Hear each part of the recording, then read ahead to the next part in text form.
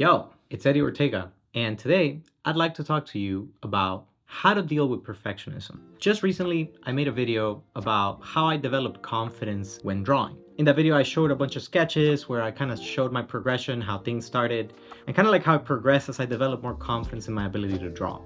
Now, what I found interesting is that it connected with so many people when I actually didn't expect that it would. I was actually kind of afraid that nobody else would relate to this experience, and I was just kind of speaking into the void. Having that video connect with a lot of people made me realize that the experience of perfectionism is one that many of us can relate to. I wanted to make this video to specifically share some tips, more like on the practical side, of other things that I've done throughout my journey to actually continue to manage this perfectionism, because it's a thing that keeps propping up over time. You know, it's something that crops up every now and then and kind of catches me by surprise. Now, I want to be clear about something. I'm not going to be pretending to share any magic bullets. There is no simple solution to dealing with perfectionism. It's an internal journey. It's an experience that we're all going through. And the only real solution is working with yourself over time to really understand where it comes from. But I think there's a couple things I could share with you that might help with that process. So let's get into it. The first tip I have for you is something that I've been doing for a long time, okay? Using loose sheets of paper. Like just random stacks of paper like this. For a lot of us, a sketchbook might just be too much. It might feel like just committing to a sketchbook and putting pencil to paper page after page just feels like too much. I'm not sure if everybody else deals with this, but I feel like sometimes once I have a sketchbook, there's something precious about it. There's this sense that like, if you buy a really nice sketchbook, then you kind of feel like you don't want to dishonor it a little bit.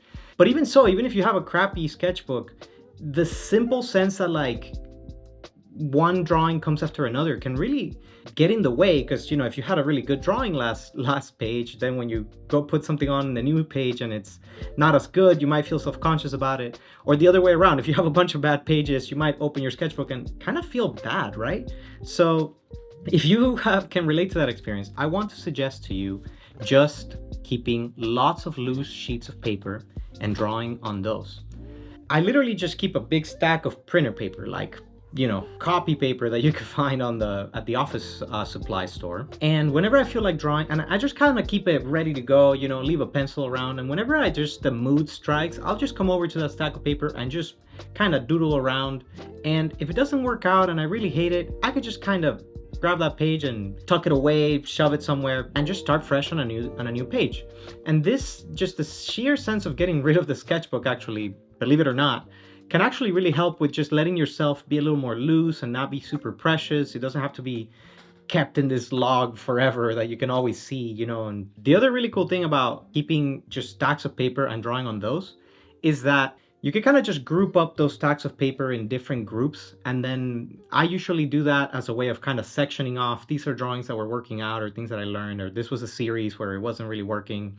And it just allows me to be a little more flexible with my work. So tip number one, buy a big block of copy paper, keep it around, use that instead of a sketchbook. All right, let's talk about tip number two. Make a deliberate mess, okay? Usually perfectionism is about feeling too pent up. There's something about the way that you're approaching your art that just makes it such that you feel like it has to be great, it has to be special, or maybe you're just afraid to make a mistake, or you're trying to, you know, outdo your last piece, whatever it is. It really helps me to just tell myself, you know what? I'm just gonna make an actual mess. Actually set the intention of, I'm gonna make the worst thing I could possibly make. It's really important that we set out to embrace the mistakes, actually play around, and then see what you learn, see what feels good. Maybe in that kind of playing around, messy making, you discover like a new way of doing something, or you just realize like, oh, I really like the way it felt to make a mark a certain way. And you can kind of follow that, letting the mistakes be a part of the process itself. So tip number two is make a deliberate mess. It's all about lowering the pressure, letting yourself actually have fun with the process. Sounds simple, but I understand that on any given day, this is harder to access than on others. So keep going at it. All right, let's talk about tip number three. Tip number three is pin up your own stuff. This idea has actually helped me so much. I know I said there's no silver bullets, but this idea is an underrated trick that can really make a difference. Pinning up your own stuff means taking your work, whatever it is, however good, however bad, and just pinning it up on the walls. It took me a long time to discover this, but when I finally started doing that, something really shifted for me, because at some point in my studio, I had too many of these stacks of paper from working on loose sheets of paper. And I started to not know what to do with them. Like I didn't know where to put them. So what I did was I started to just kind of tape them on the wall where I was working, right? And kind of keep it visible. And what that helped me do is it allows me to be able to see what's worked in the past and keep it really present, like literally top of mind, right? So pinning up your own work, it's not necessarily to showcase this to anyone, but it's actually a way of keeping a reflection going in the back of your head. Like ever since I started pinning up my work, I actually found that even when I'm not working on it, if I pass by it, I'm kind of like still looking at my images and going, oh yeah, I really liked that. I really enjoyed this aspect of what I did there. So in my opinion, it's a huge game changer. Now, apropos to that idea, I started to kind of make my own pin boards across time. You could see one back here, although I don't have much on it. One sec. Just right over here, I made that one with cork. You don't even need a board, right? You could just use push pins onto a wall. But I actually made another set of pin-up boards that I have on this other wall over here. And I have just used little paper clips and used thumbtacks to just pin up every single piece that I've made. And it's basically evolved to be this situation where the more loose sheets of paper work I do, the more I need somewhere to put them. And so slowly my studio is just getting covered in my images. And frankly, what that's actually done is it's helped me with my perfectionism. It's helped me with my confidence, because just getting used to seeing your own work like on display can do a lot for your confidence. You might not realize just how hesitant you are to just like have the courage to just let whoever sees it see it. Pinning up your work, underrated tip. So no magic bullets, but I really recommend that one. Just try it out and see what happens.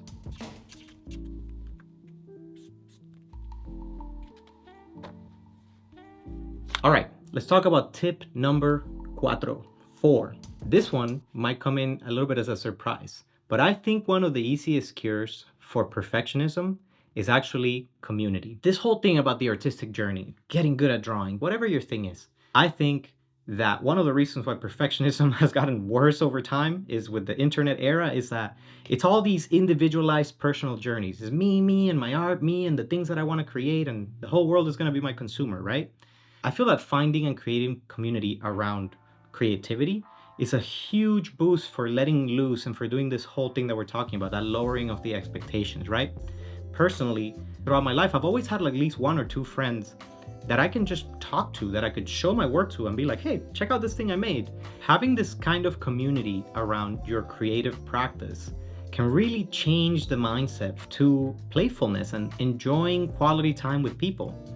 And the other thing that I think is important around creating creative community is actually talking about your perfectionism. Like doing that normalizes this experience, and it allows you to find out if other people feel the same way, or even allows you to find out how they experience your art. Like you might have an idea of how you feel about your drawing, and then when you share it with your buddy, they might offer advice, they might offer support, but most importantly, they might just offer acceptance. Maybe you're too hard on your own self.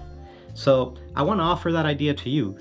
Finding community, meeting with them regularly, sharing your work. This is a really, really important component of undoing all these big sort of uptight ideas that happen when we make art by ourselves for a very long time.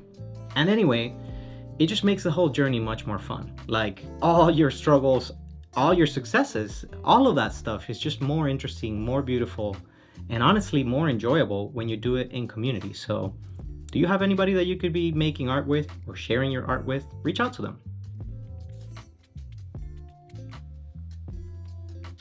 All right, and last but not least, I know I've shared a bunch of kind of practical things, but tip number 5 is simply you have to go deeper with yourself. If you're struggling with perfectionism, imposter syndrome, we have to recognize that it's an internal process that it's going on. It's very easy to just be like, imposter syndrome. I hear that word thrown out a lot. And I think that oftentimes we don't do enough to just take responsibility for saying, hey, this is actually an inner experience that I'm having that I need to make a better relationship with. Tip number 5 is you have to find ways to introspect and undo your own perceptions and negative relationships with the art that you create. So in my experience, and it doesn't have to be everybody's truth, but in my experience, this sense of perfectionism, this sense of imposter syndrome always comes from somewhere in your own history. When was the first time you felt negative feedback when you showed your art to someone? I definitely have my own stories with that, of showing people that I love my art and being like, what do you think of this? And them always being like, it could be better, or giving me feedback. Or when I went to art school and then being surrounded by a bunch of peers that were also great, and then feeling like I couldn't match them, I couldn't compete with them, and therefore I couldn't meet my own expectations. So, whatever your story is, you gotta find a way to introspect about it.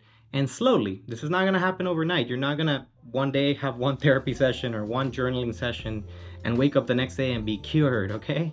But slowly, you might find yourself re-acknowledging those emotions over and over and slowly transforming your relationship to the art that you make. Because at the end of the day, art is a way of sharing ourselves, of expressing what's inside of ourselves. So it's natural that if you're struggling with that, you're struggling with some part of yourself too. Most of the times, I have come to realize that my perfectionism is just another way of me telling myself, I really care about this. I want to do a great job. I really want to make something I feel good about. Okay, so is there a way that you could be identifying your perfectionism when it comes up and sort of meeting it face to face and saying, okay, this is just a part of me that wants to do better, okay? The other thing that you could do with this kind of introspection is you could journal about your artistic experiences.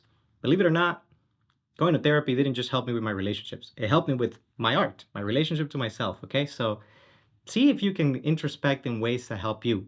And so I just wanted to share that with you and offer that to you as another option if you really, really struggle, like if you find yourself in the throes of this kind of imposter syndrome, perfectionism complex, okay? All right, those are my 5 tips. Let's just review them real quick. They kind of go from like the more practical stuff to like the very esoteric, if you will. Number 1, if a sketchbook is too much, just use loose sheets of paper. It allows you to be more free, it allows you to be more flexible. Number 2, make a deliberate mess. Lower all the pressure, lower all the expectations, and make it fun. Number 3, one of my favorite ones, pin up your stuff. Actually make a practice out of putting your stuff on the wall so you can see it, so you can create that reflective process that I'm talking about. Number 4, build creative community. Let's make art about making things with friends, about having a good time, and not just about being great or not great, okay? And number 5, introspect. Kind of underlying all of these other practices that I mentioned is just this sense of how can we meet ourselves in a more kind way, in a way that allows you to actually reflect on what's going on, both with yourself and with the art. All right, that's it. That's what I have to offer for you today. Again, I'm sharing this because I definitely have a long history of struggling with imposter syndrome, perfectionism. I know I have a lot of friends who also struggle with this. And over the last couple of years, it's finally started to lift for me. And I've realized that it wasn't going to happen by itself. It's been an intentional journey of kind of slowly discovering what's happening and trying to heal that, okay? So if that's useful to you, I would love to hear about it in the comments. If you have your own experiences with this, or you have your own tips or ideas that you've used to kind of progress through that journey, I would also love it if you'd share with me. See what I did there? Now I'm like trying to build community with this thing. By the way, for what it's worth, this whole YouTube channel that I'm sharing with you here is actually an exercise in trying to figure out how to build community, how to lower expectations, and keep it playful. Yeah, I guess that's all I have to share with this video. I hope it's helpful to you, and I'll see you on the next video with more art adventures. Ciao.